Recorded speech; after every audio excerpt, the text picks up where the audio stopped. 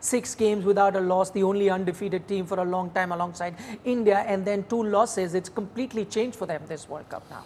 Yeah, things do change quickly, and I think with all the permutations available on the table, then New Zealand will start to look at what's going on in other games, particularly with the Pakistan and Bangladesh games, and see how they go. But I think overall New Zealand are still the team that will remain confident. And I know it's tough to say after a performance like this, but they'll look forward to that England game. They'll head up to Durham for that last game and have some confidence around how they're going to play. I think they made some good changes in the team selection today. I think they bowled well again. I think both bowling units did a great job today. It's just the batting partnership that New Zealand never had that Australia did in Khawaja and Carey. That was the real difference there, that 2 players who assess conditions as well as they did, and I think that's what New Zealand need to do in the next game, is look to assess those conditions and hopefully get a lot out of their batting unit. Right. The one problem area for New Zealand throughout this tournament has been, even though it was shadowed by, good performances by the lower order as well as, the middle order getting runs, but the top order was that area of concern, not getting runs. That hasn't been sorted either, even when you got Henry Nichols. And I know it's just one game, but they really need to look at that, because most successful teams this World Cup have got the top 3 getting them runs. You're right. I thought Guptill started to look good in this game. Nichols was unlucky to get caught down the leg side. And we know how good Williamson is, and probably a slightly tired shot today, but I still believe that Guptill can play a major part in this tournament. And I know I've said that probably every game.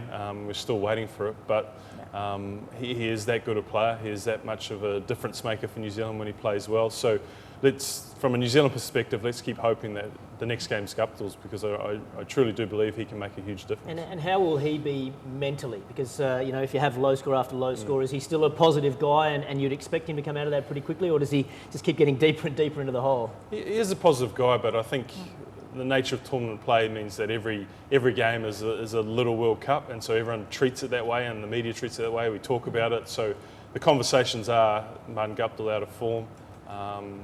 But I think because he's played so much and because he's been so consistent for such a long period of time, he'll still believe he can come out and play. It's a tough attack to come up against today, and BEHRENDORFF and Stark, they bowled really well. They bowled fast, particularly Stark first up, and he's going to face that challenge again against England with Archer and Wood.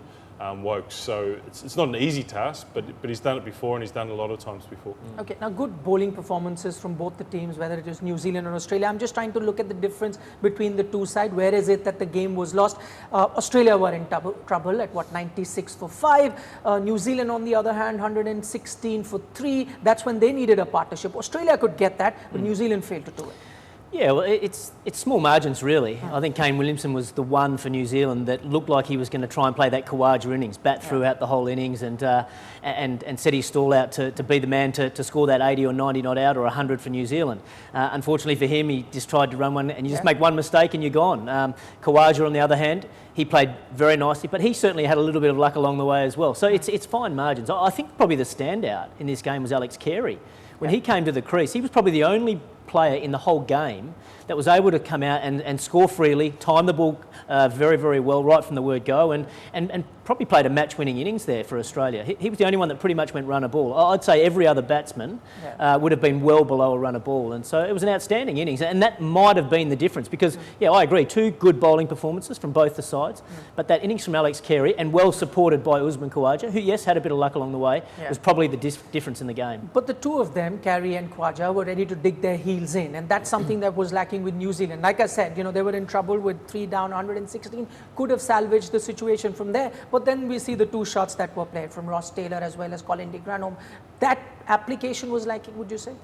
Well, I think it's the desire to get that partnership. I think in these big games and the back end of the tournament, 2 good teams playing against each other, it's a couple of players in a situation, assessing conditions and understanding what's required, and I think Khawaja did that perfectly in the way that he looked at the conditions, and they looked how well Carey was playing, and they tried to turn strike over, get them through, and understand what the par score was, or what they thought a par score was. So the ability and the intelligence to work through that and get to the score that they did was the difference. And I think for New Zealand, they were just put under a lot of pressure. It was a really complete bowling performance by the Australian team, and we can say, well, they needed partnership, but we say they've shown more application. But I think in the end, it's how well Australia bowled at the start, through the middle with Lyon, and then obviously start complementing that at the end again as well.